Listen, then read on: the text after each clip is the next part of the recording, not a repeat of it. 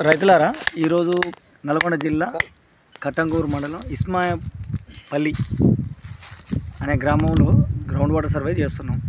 అయితే ఇక్కడ అరుణ్ కుమార్ అనే ఒక ఫార్మర్ ఉన్నాడు. వాళ్ళ భూమి ఇది. ఎంతోమంది జియాలజిస్టులు ఉన్నారు.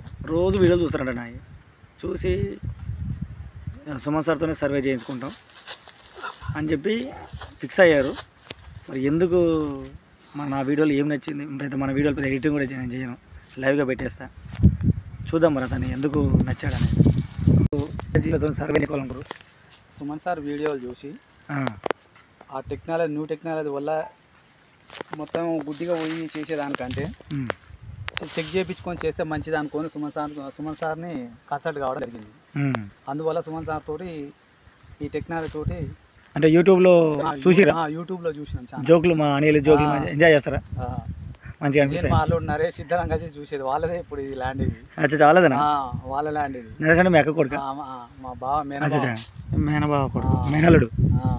మా అందువల్ల మామూలుగా ఊర్లలో నిన్న ఈ మధ్య బోర్ వేసినాక ఏమైంది? బోర్ పోసలేదు.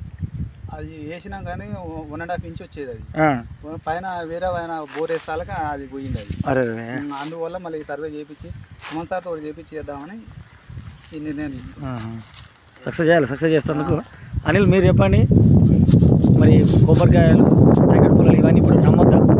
ఈ మిషన్ ఎందుకు నమ్మాలి? ఇది కాకుండా గవర్నమెంట్ ఇప్పుడు సుమన్ సార్ వాడు DDR1 DDR3 గ్రౌండ్ వాటర్ డిపార్ట్మెంట్లో వాడతారు. అవి వాడాలన్నా? అసలు ఏందన్నట్టు భూమి లోపల ఏం తెలుస్తుంది?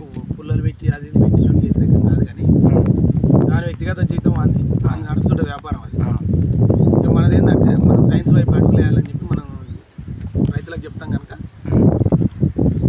మనకు దగ్గర ఉన్న జియాలజిస్ట్ తోటి చూపించుకుంటే ఫెయిల్ అయ్యే అవకాశం చాలా తక్కువ, సక్సెస్ రేట్ ఎక్కువ ఉంటుంది మన దగ్గర. భూమి లోపల ఇప్పుడు 500 ఫీట్లలో బండ కింద పగులు ఉంది, లేదు నల్లరాయి ఉంది అని చెప్పొచ్చా? మనం చెప్తాం కానీ కొబ్బరికాయ చెప్పడుగా. అదే అంటారు, చెప్పొచ్చా దీంతో? మిషన్ తీరమ్మంటే నేను దేవుడిని అంటాడు, ఎక్కువ క్వశ్చన్ లేసాడు వెళ్ళిపోతాడు. మరి మిషన్ ద్వారా భూమి లోపల ఉన్న నీళ్లు కనబడతాయా? కనబడతాయి అంటే అక్కడ డాటా ప్రకారం చెప్పొచ్చా? దీని డాటా ప్రకారం చెప్పొచ్చు. ఇది ఒక 25-30% అయితే 70% మన నాలెడ్జ్. అంటే జియాలజీ చదివి ఉండాలి. జియాలజీ చదివి ఎర్ర నేల ఇది ఉండాలి. నువ్వు ఎవరు వచ్చి చెక్ చేయనీకి ఉండదు. అంటే ఇది కూడా డాక్టర్ చదువుకున్నంత మాత్రాన, MBBS చదువుకున్నంత మాత్రాన డాక్టర్ కాదు. రిజిస్ట్రేషన్ సర్టిఫికేట్ తీసుకోవాలి. RMP లాగా ప్రాక్టీస్ చేయాలి. RMP సర్టిఫికేట్ సర్టిఫికేట్ అప్పుడు మనసు కూడా వేసేయాలి.